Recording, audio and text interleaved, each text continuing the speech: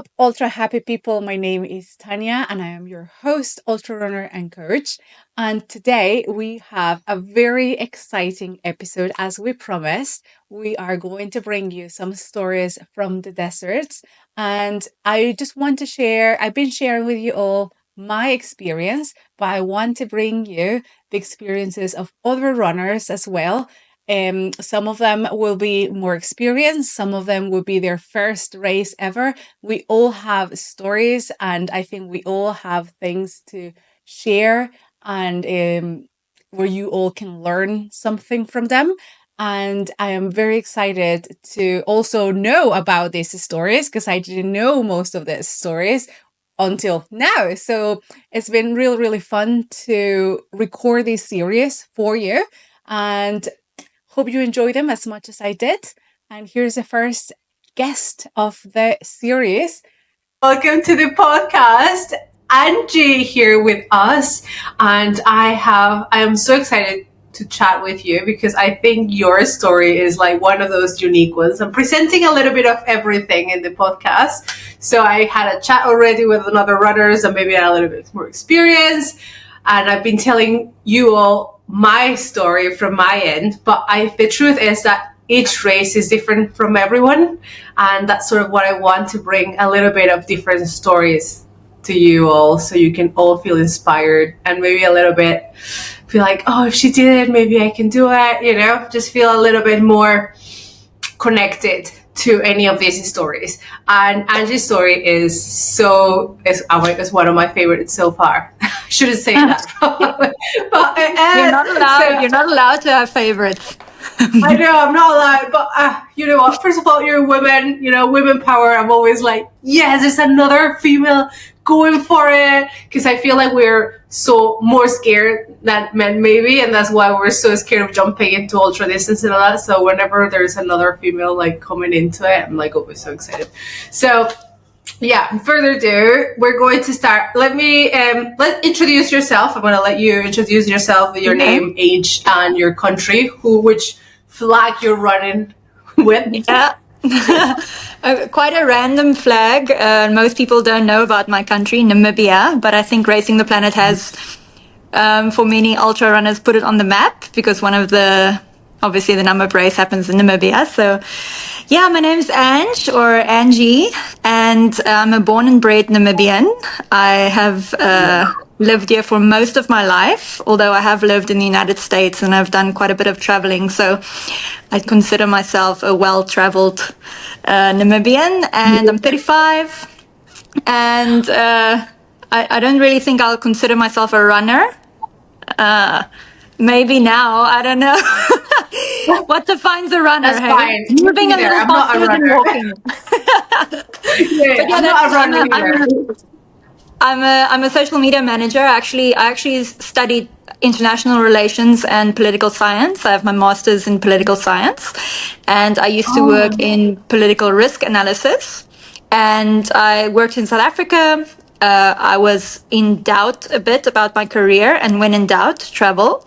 So I sold everything, went to travel for a bit, came back to Namibia to work, to go travel again, to make some money to go travel again.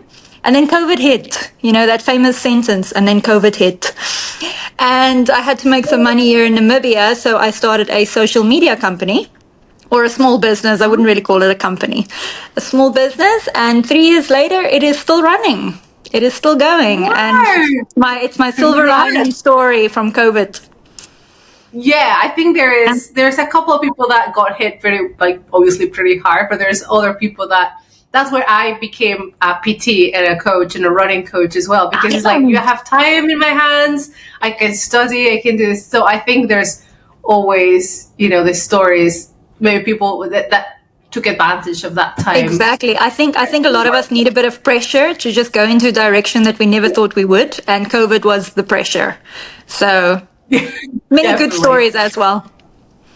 Oh, that is so interesting. So how did you cross paths with Racing the Planet? So the story is, I met Angie as a volunteer in Namibia, right? So everyone heard already, season 1 is about Namibia. So all that crazy story, Angie was behind the scenes, trying Yes. to, keep us going, trying Keep to you guys like revive motivated.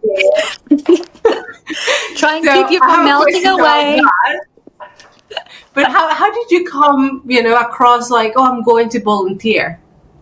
This was actually back in 2022. So I met you in this year, right? In 2024. Yeah. But in 2022, it was such a random thing because I was on Facebook and this race came up, 250 kilometers through the desert. And I was like, oh, wow, that's happening in Namibia. I'd never heard of it before. I've never even been introduced to stage racing, very new to me. And I was like, oh, I need a bit of a digital detox, and running around in the desert after runners would be a good way to do that. So I Yeah. emailed Sam, one of the directors, and this was really like 2 weeks before the event. And then I had a look on their website, and they actually said you need to apply 3 months beforehand, and it's a whole selection process. And then I said, let's just take a chance. So I emailed them and I said, listen, I am in Namibia. It's quite easy for me to volunteer. And I just gave them a bit of references. I really like serving in the hospitality industry and all those type of things. And Sam was like, great, yeah, come join us. And that was my Really? first introduction. Yeah, I loved it. I You did fell in already love. one as a volunteer. Yeah. So you did one before this year as volunteer. All right. So this one was Exactly. your second year as volunteer. Yes, You it loved it was. so much that you were back again. I keep on coming back for more. Yes, and there's, Yeah. the volunteering side. It's a very good way to be introduced to the race, just to see what these runners go through. There's actually a lot of rules for volunteers as well. Now that I saw the competitive side, I sort of know Right. both ends. And with the volunteers, you also have to pack the same kind of food the runners take. There's a lot of rules on how you interact with the runners. You're not allowed to give them any food. You're not allowed to accept food from them because I don't know what's wrong with everyone, but everyone wants to give you food for some reason. They're like, oh, try this, try this. I'm like, I can't do that. You've just carried this 200 kilometers. We're not allowed to take your food. Just eat it. Just eat it, damn it. Yep. And, my favorite part of it all was just meeting amazing people, like on both races. Like, really, I mean, I've visited some people abroad. I've visited their families. It's really built Yeah, some it becomes amazing like a tiny friendships. family, isn't it? Yeah, definitely. Yeah, you're right. Like even yeah, I loved having you because, like you said, I think it's a great way to start. If anyone out there is scared of taking the leap, maybe be a volunteer first, and you can bring us a little bit of that story and how does it look behind the scenes for you first before going into the others. The behind the scenes. So sometimes at the banquet dinners, like after the Racing the Planet, at the banquet dinners, some people sometimes say, "Oh, volunteers, you work harder than us, the competitors," Oh, and that's you actually do. not. Yes, No, we let me really point that don't. out. That is true. That is true. We do Yes. sleep much We less. wouldn't This do I it can without you promise. guys. No, that's true. You won't be able to do it without the volunteers, and I just realized that once again now. But um, we get much less sleep. That's one Yep. thing. You wake up very early in the day to get the day started. There's a difference between being part of the camp team and being part of the volunteer team. So the camp team gets the water going in the mornings and make sure the tents are up by the time the racers get there. And where the volunteers, they manage the checkpoints, they manage the lost and found, the cyber tent, all these extra kind of things for the competitors. And I geek out on this, right? I mean, before I go to sleep, I read everyone's bios for the 100th time just to study everyone's names. And Oh, I where they love come. Yeah, that. it's a thing. It's a thing for I me. did Like, though. I did that as well. Oh yeah. I love remembering someone's name. That's very important to me. And it's funny enough because some competitors actually came to me afterwards. Were like, "Oh, we really actually appreciate you calling out our names before you even see our Yeah. numbers." Like, yeah, It's I'm easy like, for yeah, you guys because we have our names in the bib numbers and our name yeah, is just right there. And I mean, you see us 6 days in a row, so I guess it will start getting, yeah, it's yeah. like cool. We have the patch with a name. That would maybe, yeah, that actually helps. And one difference between being a competitor and volunteer, that is the part that I liked more, is the volunteering side, because I got to know more competitors. Where on the competitor side, I was just so bloody tired. I didn't have much time to chat to Just like everyone, which fighting for your frustrated life. me. Yeah, yeah, that was frustrating, but it's So you okay. were 2 years as volunteer, like you were saying, in that amazing side of, supporting the runners. These guys are, like Angie was saying, they feed us water, well, water, only water. But you know what? It's just the energy every And time you love. get to a checkpoint.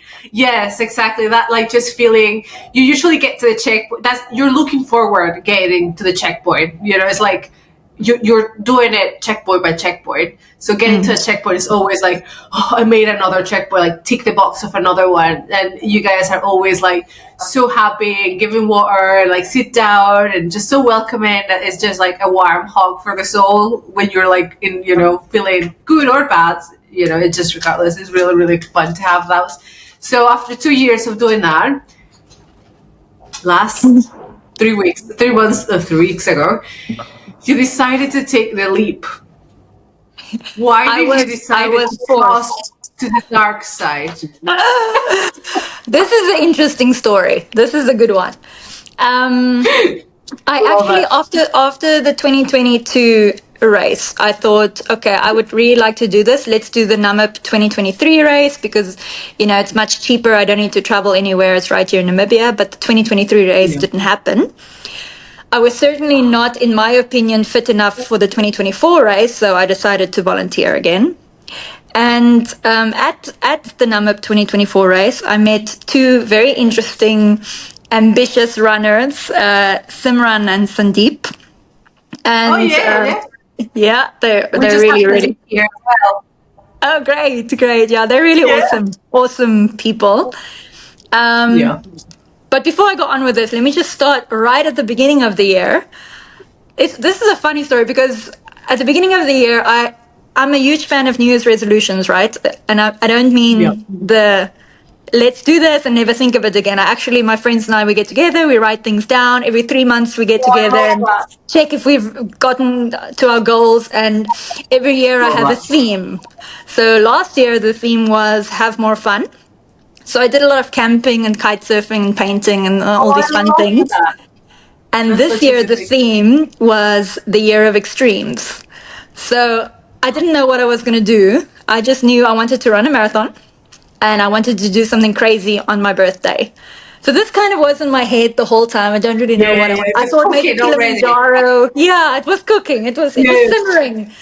And then I thought maybe Kilimanjaro, maybe not. We'll see. And nothing really came up. And then at the Namib 2024 race, I got to know Simran and Sandeep, and we were sitting around the Namibian campfire. And Sandeep's like, "Listen, Ange, why don't you just join us next month in Gobi?" And I was like, "Because it's next month." Yeah, what's the problem? I'm like, I'm not fit enough for Good that. time. Yeah. And they say, no, we're also not fit. I'm like, you are very fit. I've seen you run. Like, they are both very fit. And they're like, no, you'll be fine. You'll be fine. That's next problem. Okay. And then I said, well, the Namibian exchange rate really, really sucks. And it's quite expensive to take part in these races. And again, they were like, no, we'll find sponsors. You're just making up excuses here now. And my response to that was, listen, guys, let's just calm down. I know how these races work. Everyone gets delirious and emotional and very excited. And then everyone dies down in the end. And a week later, actually, Sandeep, he messaged me and he's like, listen, let me have your cover letter. And I was like, what cover letter? It's like, for the sponsors. And I was like, oh boy, maybe this actually happens. Maybe he was not delirious. Yeah. And then I thought there's no way we're gonna collect this money in such a short amount of time, but let's just try. So Sandeep set up the GoFundMe link. It doesn't work in Namibia. It can't. So there's a lot of trust actually, because all the donation money has to go into his account. And I was just like, oh, please don't go buy new running shoes. I actually need them. He's like, I won't, Ange, it's fine. So he set up everything. Everything went into his account, and I didn't share the link at all year at home because I actually felt very guilty of asking people for money, Yeah. especially Okay. runners. And then some of my running friends from Racing the Planet, they got hold of this link and they shared it on running groups.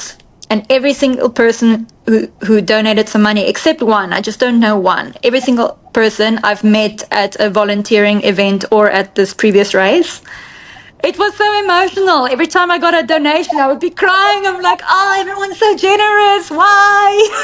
It's so weird because where was I? I never heard about this story or No, heard no. about the link No, this was or at the. It nothing. wasn't.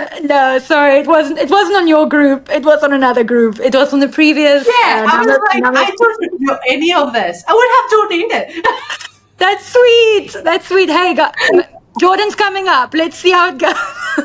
Maybe Yeah. 4 deserts. Who knows? No, Yes. Oh my God, you're thinking about it. no, I'm Everyone not. that's on This one, is just again. look. No, this is Sandeep again with his ambitious Yeah. ideas. That is.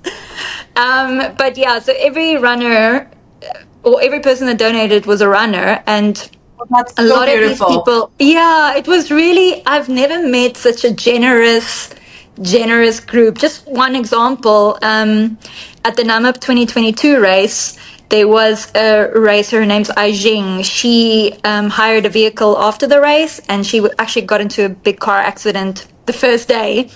And she sent me this photo of her car upside down, and I was like, no, come stay with me, we'll sort it out. And she stayed at my house for a few days, and to Oh say wow. thank you, she bought me my red light backpack. This is 2 years ago. I've never used it until, the Gobi. So that's She just knew you one were going to do example. it. Yeah, she knew you were going to. It was She just a prophesied, matter of yeah. time. Oh Yeah, my God, so, that is so yeah. beautiful. They persuaded I me to am. go, and then we collected money, and Yeah. I had like 4 weeks to train basically. In between all this, I also actually have he is actually a running coach, but I call him my life coach because he's just so awesome. Who I also Yeah. met at the Namib 2022 race. His name is John Bazoo. He completed the 4 deserts. He trains a lot of ultra runners, and he's been sort of training me for over a year and a half, but never really for a 250 Great. kilometers. So I messaged him Yeah. like, John, don't be angry, but I have this opportunity to go and I can't say no. I just can't. So I'm just going to go. And if I fail, I will volunteer. That's fine. And he's like, Yeah. Ange, go. You're not gonna fail. You're Yeah, fine. he was very positive. You know what? I was terrified just because I really do actually respect the race. Like I've Yeah. seen what you guys go through, and I've seen people do it without toenails and with blisters the size of bloody golf balls. And so I actually didn't want him to think that I'm disrespecting the race in terms of, hey, I'm just No, gonna go and go do I think this. it's even worse because you've seen it, like you just mentioned, like for example, the first one, Namibia, right? I had no idea. To just go in there, you have no idea what's the worst that can happen. Uh, I've Maybe never it done a helps. stage race. I have no idea. And then you are coming already with the concept, like you've seen it. So you Yeah. definitely know what's the worst that can happen. Like you've seen it, you experience people talk, like you've seen what they go through. So probably it's worse knowing, like being in your end because you were Maybe. like, I know what I'm fighting against, I Yeah. had no idea. It's just I think there. I don't even know how to survive. the ignorance is nice. I think so because I had Yeah, the sleepless ignorance is nights. bliss. Yep, Exactly. yep, I yep. mean, you had no idea how hot it could be in Namibia before you got here, and That's I the other saw thing. this already. You Like, knew it could get hot. yeah, yeah. So I Oh think my the God. ignorance It's really such a helps. wild and beautiful story that, if you really want to, I don't know, the world is gonna conspire and just make, like, I just feel like it was like Yeah, just meant to be. Like, it's not that something is. that you were looking Yeah, for, but it was just meant to be, and just somehow like the world worked in that funny way that it just put you in there to do Gobi. It was crazy. And I definitely believe that sometimes you just have to, like, firstly, put your faith in people. Like, there was a lot of Yeah. this not hanging on me. And, it just blew me away Did how, you feel did you feel a little bit pressured because of I know I'm using people's money and I cannot fail kind of feeling? yeah.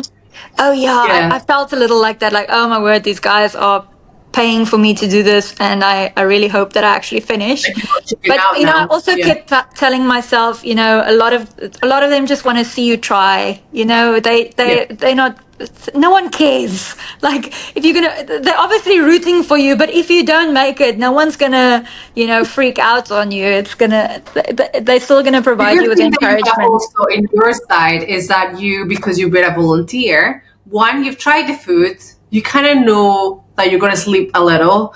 You know the heat, or you're living in Namibia. I mean, Gobi was not as hot, but Mm, you kind of like climatized. You're okay with heat, so you did had a lot of plus or like good things in your end in this yeah. first race, Gobi. So, and then also you've seen what people pack or how they pack. Like you have an idea. Obviously, one, for example, for me, I had no idea how I was going to put all that inside a tiny bag for my first race. So at least you kind of like seen it, you've seen It, people, it makes a putting the difference. bag. So you kind of like, so that's a great point. So if anyone's, thinking about it, volunteer, that's another great reason why to do it, because then you get Yeah. an idea of what people pack, how they pack, how it I, works, the I, equipment, the gear, the shoes.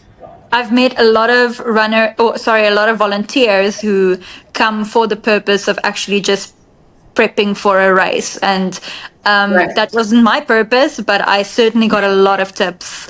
Everyone has got little, tips and tricks on how to make their bag lighter, and what shoes to wear, and little food ideas. And yeah, just little sort of mantras that Yeah. are just Yeah, yeah. great, You and have to you just have a catch little all bit these of a tips. something. And So you I would train. recommend volunteering before, if you're really, really worried about it Yeah, and you like to prep, volunteer first. that's a good idea. So you trained, you said 4 weeks? Can you call that training? I don't know.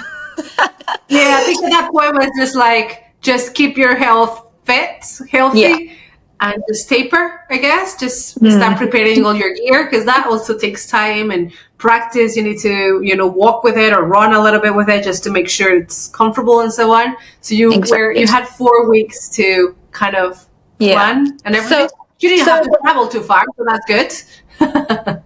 oh, to Oh train? no, Bobby, No. you didn't have to travel far. To Sorry. Mongolia, I had to travel 51 Yes. hours. It was Yeah. brutal. But yeah, I did not have to travel far to get to the desert. So that's nice. Yeah, yeah, But yeah, sorry, my I thought it was. training, again, my coach, John Bazoo, he was just amazing, because he's like, Ange, I'm not going to give you a training program now because that's just going to freak you out. I'm like, please don't do that. Great. So I just told him I want to do some strength exercise in the week, with some short runs, and then my longer runs over the weekend. Run walks. So it Yeah. was east weather year, so it was really, really hot. So east weather is when the wind comes from the east over the dunes. So that's perfect. You experienced that in the Namib Race. So it was super hot, and what I loved about it is I could learn how to tape my toes and my feet, and to figure out how not to get blisters, although that didn't work amazingly, but it helped a lot.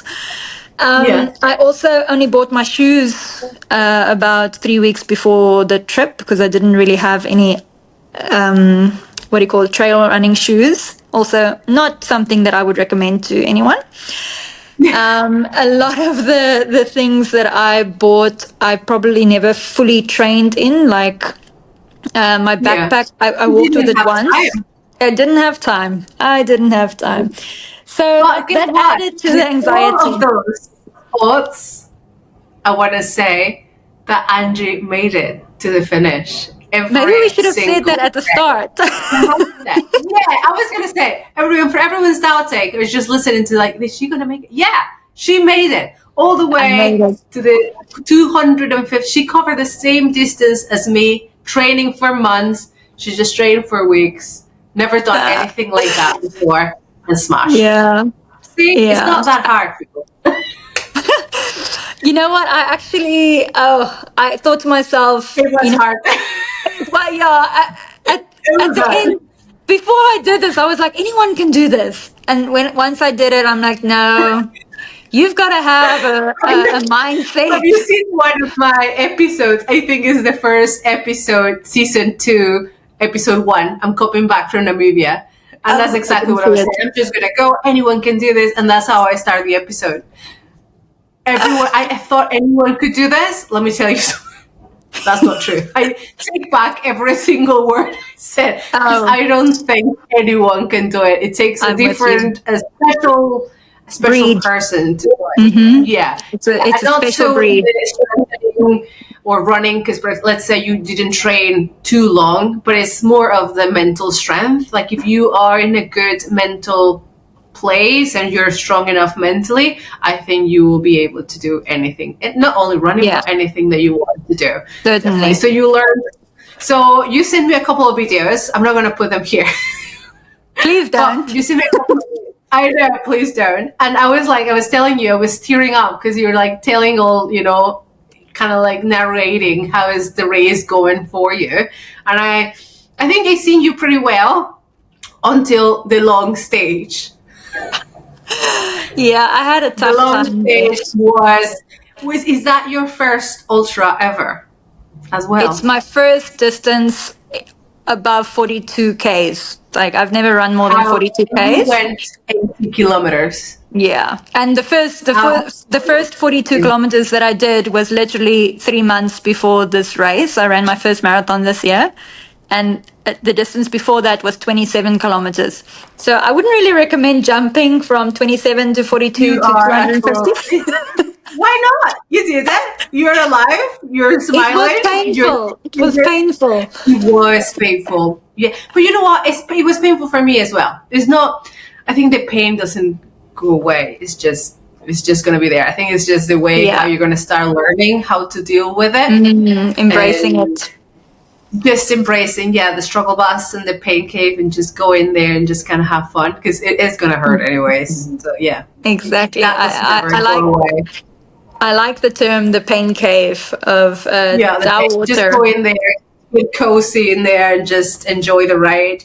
So was it what you expected? Because obviously you had not long to train, but let's say these 4 weeks you were already, thinking about it. You've seen it from the other side. Now that you arrived there, you're there.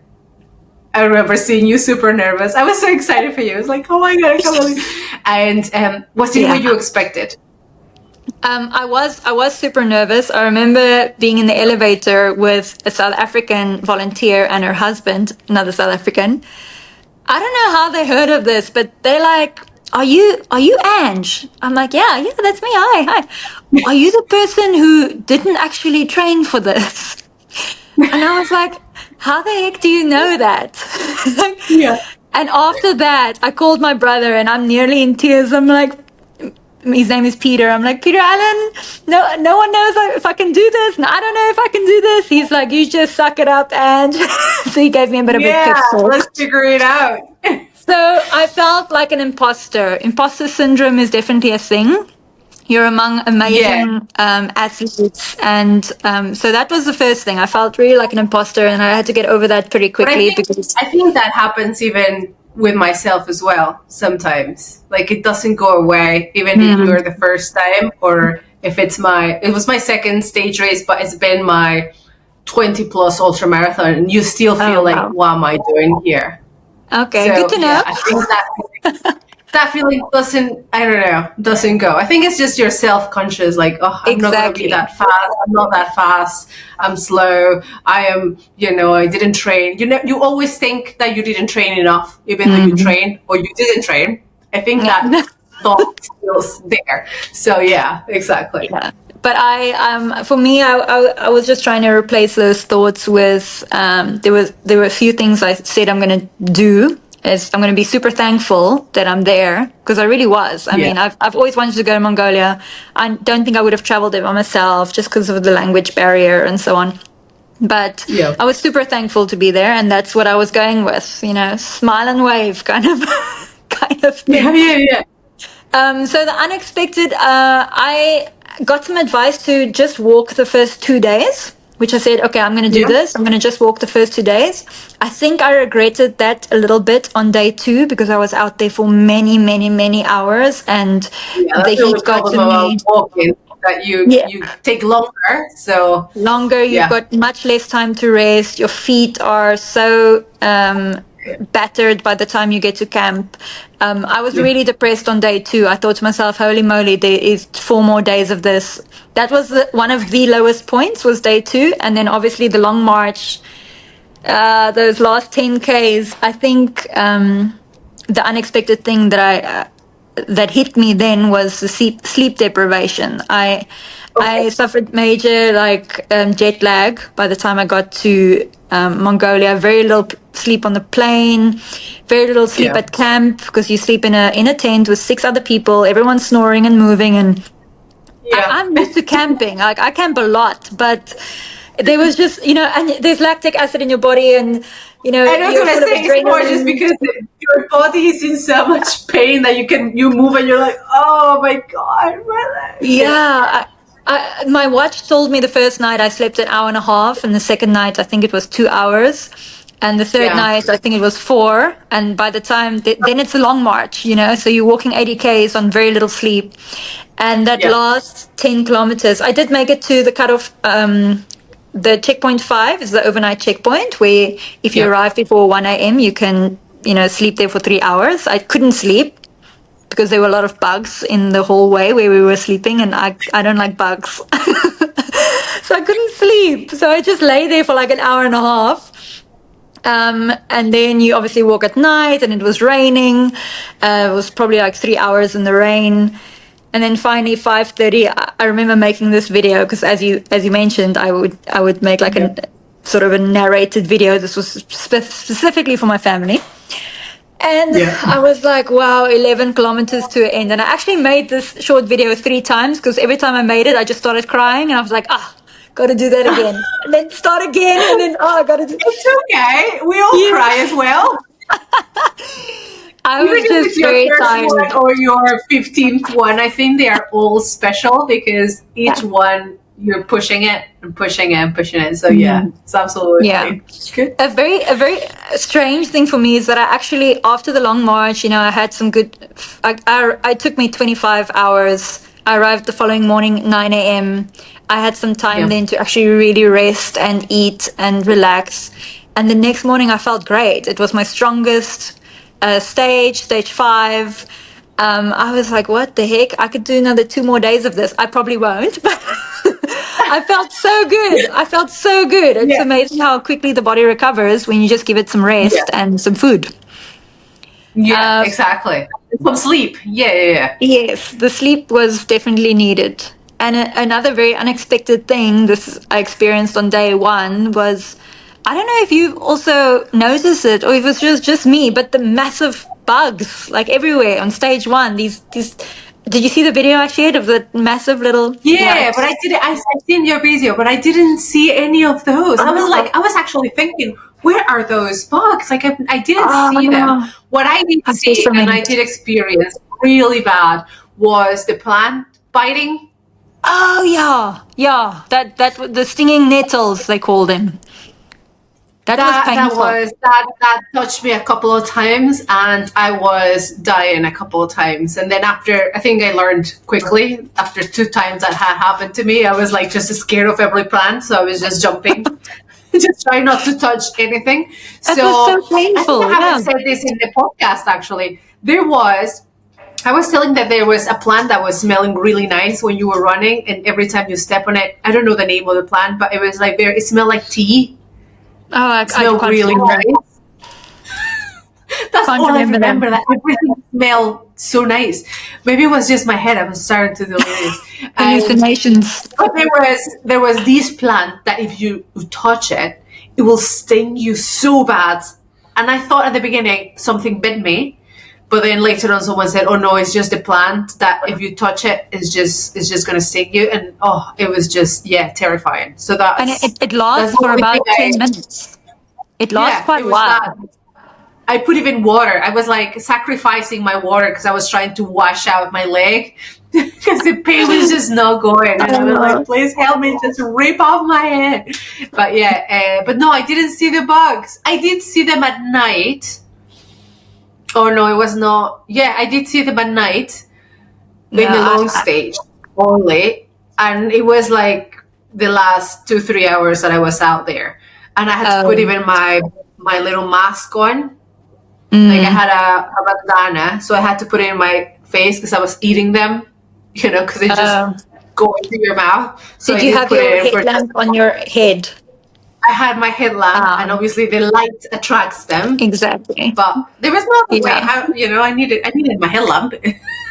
So So I would what just I put my did is bandana.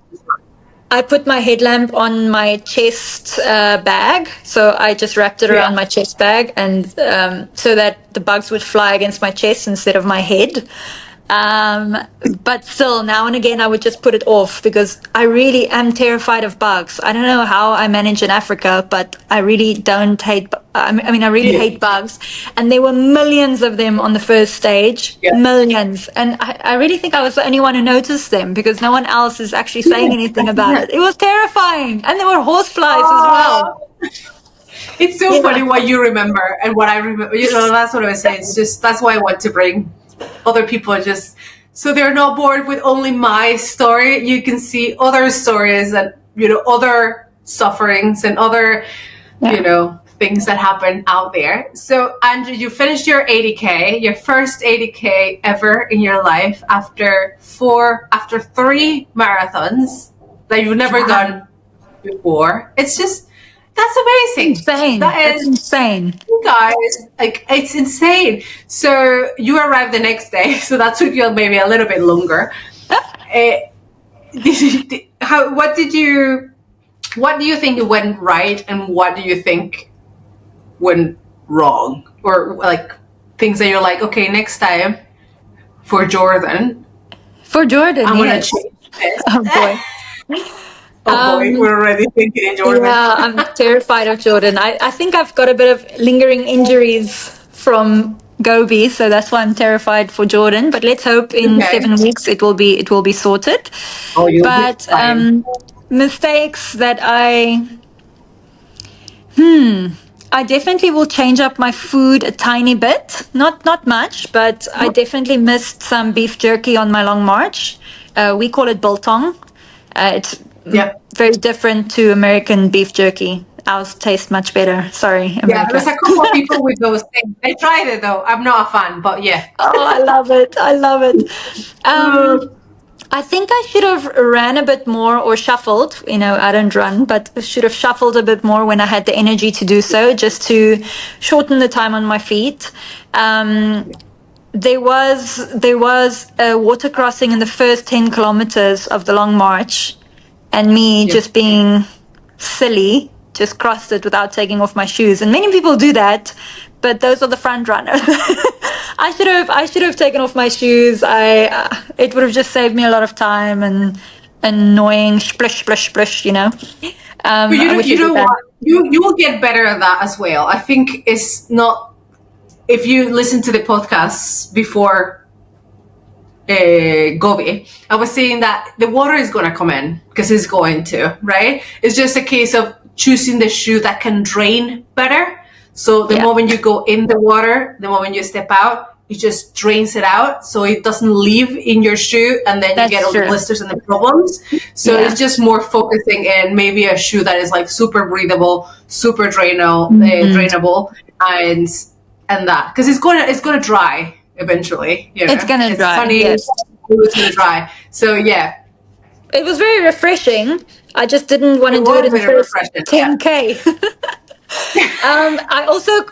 I rested quite a while at every checkpoint. I would take off my shoes. I would retape my feet. So I think that was a bit. I didn't have to rest so long at every checkpoint. I never had really issues with my toes. It was my heels that got some pretty severe blisters, and Because you I were didn't walking a lot. exactly, and I didn't tape them or You walk really a look lot. after my heels. I realize that if the more you walk, the more your heels, because the days I was like, I'd rather run because walking is really painful. So I Yeah, just rather run or like shuffle, just because the exactly. landing is different than just landing in your heel. Yeah, that's a good point. I think it was the last 3 kilometers, 3 or 4 kilometers. It felt like the last 20 kilometers, but on the 80K, I got so upset. I got so mad. I was like, this flag is just not coming, and why the hell aren't they banging the drums? I can't hear the drums. And I was actually really upset. So the later I was just like, you know what, screw everyone. I'm just gonna run now. So I just started running. I'm like, it doesn't matter if this place is 20 Ks away, 5 Ks away. Screw it all. I'm just running. So I just ran to the Yeah, end. After doing 75 angry Ks, I running was is like, always the answer. right? Angry running works every time. Yeah, Yeah. yeah, yeah. I I don't was know how, but upset. you think you have no energy, just do a little bit of angry running and it just happens. Yeah. I also didn't expect that I would be such a terrible person. I need sleep. If I don't get sleep, I'm just a terrible Yeah. person to be around. I felt so sorry for one of the volunteers. She kind of made a joke, but this was like, I think 60 Ks into the 80K, and I was just not laughing. I was just like, are you being sarcastic? And she just looked at me with a smile, and I was actually so rude. And I was like, gosh, that's not me. I'm usually not that rude. But sleep Yeah, yeah, deprivation, yeah. and it just gets Yeah. to you, and you're just I think miserable. it's just the being hungry, being out there, being so uncomfortable for so many hours. There's a saying Mm. in ultra running that you should never pick your crew that are people close to you, because you may lose them because you're not going to be the nicest person. You you're tired, I've you're heard in this. pain, or you need to tell them like, don't take anything personal of what I say, because I may not be the nicest person when I Yeah, come I've heard around. this. I've definitely heard Yeah, this. yeah, exactly. But you cannot choose your crew here, so I guess, yeah. Oh, that's also true. Yeah, but I'm looking forward to Jordan. I see that it's a very, very, very tough 80K, and it's going to be the the second last day, which is going to be something Yeah, different, it'll be and different. it ends on a like 40K uphill, which is brutal. Oh, I don't Um, want to know. Thank you. Thank uh, you for the information, but I do not I'm want to know. kidding, just joking. I do not want to know. But just to close the episode, thank you so much for sharing your beautiful story. It was like truly a beautiful story and so inspirational, just for anyone out there doubting themselves that if I can do something, or you're the vivid example that you can definitely do it if you have. And I love the idea of the New Year's resolution, having like Mhm. one kind of set. I have sort of something like that for every race or for every block of training or something. I do like a word, like you were saying, like Okay. blessed or something. I have a word, so I don't have a quote or a mantra. I just have a word, and then with that word, I just kind of do everything around that word, and then that's Okay. where I kind of back in. So that's very true. So instead of like picking a lot of things, just pick one, or in your case, extreme, and that's it. We're just gonna do everything extreme this year, and look what it took you. Right. You're doing something amazing, Yeah. and maybe the 4 deserts are not out of the table. So that is Maybe. great. Who knows? Yeah. Well, thank My you for husband, we also were saying chatting in to the you. podcast, because my Naika was in the same boat in Namibia, was her first ultra race, and we had Yeah. a wee chat as well. And she now is doing the 4 deserts, or well, the Grand Slam. Yeah. And my husband was saying it's funny that, or because he meets also people that I meet and friends and stuff, and he's like, the people that go or do these races, they get hooked. Like, do you know a ultra runner that have done one and retired? Not Yeah. really. No. Like, you get Everyone hooked. goes crazy. So everyone out there, if you're going to go and try it, just be very aware that you may not get out. Yeah. You It took me may not get out. 9 days to sign up for Jordan after Gobi. And I was Yeah. in this long march, and I was like, what the hell? Never again. Never I'm not doing again. this ever again. I am out. This is horrible. Why am I doing this to myself? Yeah, I've heard it all. This is Yeah. the No. last race. I'm never doing this again. Yeah, that didn't last very Yeah. long. So next one's up. So just to close the episode, could you tell us? I know you told us a lot of funny stories, but just one funny story that kind of stick with you for Oh, this oh gosh, race. now you put me on the spot. Yeah, Funny for you. I know story. you told us a lot, like the bug story, but Yeah, I don't the know. bug story. I don't really. Let me think. Well, one of the runners, and this is actually not a running story. This is a. I think you did actually show the bathroom situation in one of Yeah, your videos. It's yeah, disgusting. And it was so funny because every time I would go to the bathroom, now there's one thing runners talk about a lot, it's going to the bathroom yeah, and food. Pooping and food, that's yeah. just what we Cooking talk and about. food. That's what we do pretty much 6 days. And run a And little bit. yeah, we're on a little bit. And it was so funny because I had this bathroom buddy. We just, every time we wanted to go to the bathroom, we would just get each other at the bathroom. And then we would first laugh because the walls are so low. You like look at each other and then Yeah, you you look fall at each down. other. And it's just awkward. It's just awkward. And Sal was actually the person every single time. We didn't plan it, and every single time we just go to the bathroom at the same time. You It will was stand up and just look next to you and be like, "What's up?" exactly. It's so awkward. It's really, really very awkward. Yeah, I was saying that the bathrooms didn't have clearly a ceiling. They were not enclosed bathrooms, so they were just just It's like just that. And there was a lot of like noises coming out as well, so that was always funny. But one thing I do want to say to anyone who's listening and anyone who's thinking of one of these races is just the thing that got me through is just do it scared. That's what I told myself so many times is just you're scared, you're terrified, just do it scared. It's fine. Do Yeah, it again, unfit. we're all Do it. scared. You were scared and it was your first time. I was scared and it was not my first time. It doesn't matter. You're going to be scared anyway. So Yeah. it's just taking that leap and just doing it scared. I like that. Definitely. Yeah. Yes. What an amazing story. And thank you so much for sharing it with us. I'm pretty sure a lot of people will feel connected to that story. And they're like a Thank little you. bit nervous, or they don't know if they will be able to be like fit enough or strong enough, and and you just took the leap. Maybe you just trained for 4 weeks and just did it. Yeah, Just exactly. be prepared for the unexpected. Like I said, the sleep deprivation definitely got to me. I was sleepwalking like for many, many hours of the day. Yeah.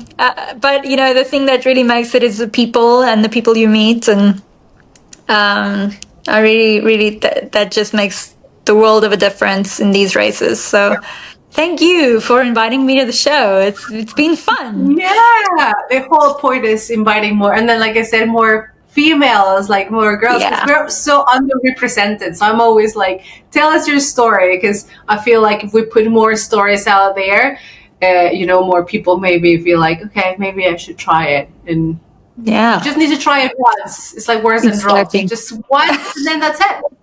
Anyway, Exactly. thank you so much, Angie. I love this story. I didn't know all about the GoFundMe, and then you did it just with Yeah. so little preparation, and I just loved it, loved it, loved it.